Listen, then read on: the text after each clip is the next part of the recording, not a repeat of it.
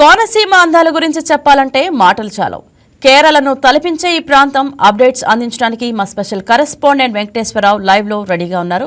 yes good morning Venkateswararao, చెప్పండి Konaseema updates ఏంటి, ప్రజాప్రతినిధుల యొక్క పర్యటన యొక్క అప్డేట్స్ ఏంటి? Good morning Indraja. అంబేద్కర్ కోనసీమ జిల్లాలోని ఎమ్మెల్యేలందరూ కూడా అసెంబ్లీ సమావేశాలకు అమరావతిలో ఉన్నారు. ప్రస్తుతం స్థానిక ఎంపీ గంటి హరీష్ మాధుర్ తన క్యాంప్ కార్యాలయంలోనే ఈ ప్రాంతంలోని ఎవరైతే ఉన్నారో అంబేద్కర్ కోనసీమ జిల్లాకు సంబంధించి అందుబాటులో ఉంటానని ఆయన చెప్పడం జరిగింది. ఈ రోజు స్థానిక ఎంపీని 216E నేషనల్ హైవేకి సంబంధించిన బాధితులు కలవనున్నారు. వారు చాలా మంది రైతులు. ఈ నేపథ్యంలో వారంతా కూడా మంత్రిని కలిసి ఎవరైతే స్థానిక ఎంపీ హరీష్ మాధుర్ ఉన్నారో ఆయన కలిసి వినతి పత్రం సమర్పించనున్నారు.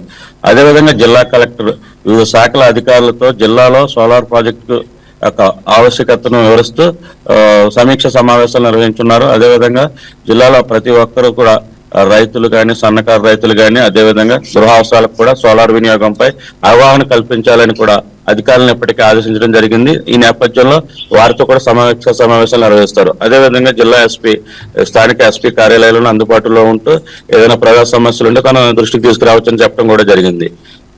ఈ రోజు నుంచి సుమారు వారం రోజుల పాటు అంబేద్కర్ కోనసీమ జిల్లాలోని రాజుల నియోజకవర్గంలో ఉద్యాన శాఖ అధికారులు పర్యటించనున్నారు. ఎందుకంటే శంకరగుప్తం మేజర్ డ్రైన్ కు సంబంధించి ముంపుకు సంబంధించి సుమారు 13 గ్రామాలకు సంబంధించిన 1,00,000కు పైగా కొబ్బరి చెట్లు దెబ్బతిన్నాయి. దీంతో అక్కడ ఉన్నటువంటి రైతులందరూ కూడా తీవ్రంగా నష్టపోయారు. ఈ అంశాన్ని స్థానిక ఎమ్మెల్యే దేవవర ప్రసాద్ అసెంబ్లీలో ప్రస్తావించు అదేవిధంగా డిప్యూటీ సీఎం పవన్ కళ్యాణ్ దృష్టికి కూడా తీసుకువెళ్లారు. ఈ ప్రాంతాన్ని ఇటీవలే పవన్ కళ్యాణ్ పర్యటించి రైతులందరికీ కూడా న్యాయం జరిగేలా చూస్తానని హామీ ఇవ్వడం జరిగింది. ఈ నేపథ్యంలో ఈ రోజు నుంచి వారం రోజుల పాటు అంబేద్కర్ కోనసీమ జిల్లా రాజుల నియోజకవర్గం శంకరగుప్తం ఏరియాలో 13 గ్రామాలలో ఈ ఉద్యాన శాఖ అధికారులు పర్యటించనున్నారు. రైతులకు ఎంత మేర నష్టం జరిగింది అంచనా వేసి వారికి నష్టపరిహారం అందించే విధంగా చర్యలు చేపడతారు. ముఖ్యంగా శంకరగుప్తానికి సంబంధించి ఆ మేజర్ డ్రైన్ వల్ల ప్రభావం వల్ల శంకరగుప్తంతో పాటు కేసునపల్లి, తూర్పుపాలెం, పడమటిపాలెం, కేశవదాసుపాలెం తదితర 13 గ్రామాలకు కూడా కొబ్బరి తోటలు తీవ్రంగా దెబ్బతిన్నాయి. ఈ దెబ్బతిన్న తోటలు ఎవరైతే ఉన్నారో రైతులందరూ కూడా తాము కోల్పోయిన చెట్ల వివరాలతో పాటు సంబంధిత భూములకు సంబంధించి పత్రాలు కూడా జిరాక్సులు వారికి సమర్పిస్తే వీరందరికీ కూడా ప్రభుత్వం తరఫు నుంచి న్యాయం జరిగేలా చూస్తానని హామీ ఇవ్వడం జరిగింది. అలాగే మరో యానం పుదుచ్చేరి యానంలో మేసాల వెంకన్నగా పేరు గడించిన ప్రఖ్యాతి గడించినటువంటి శ్రీ భూసమేత వెంకటేశ్వర స్వామి ఆలయంలో నేటి నుండి మార్చి 12 వరకు కూడా కళ్యాణోత్సవాలు జరుగుతాయి. దీనికోసం ఇప్పటికే దేవాదాయ శాఖ అధికారులు ఉత్సవ కమిటీ సభ్యులు కూడా అన్ని ఏర్పాట్లు పూర్తి చేశారు.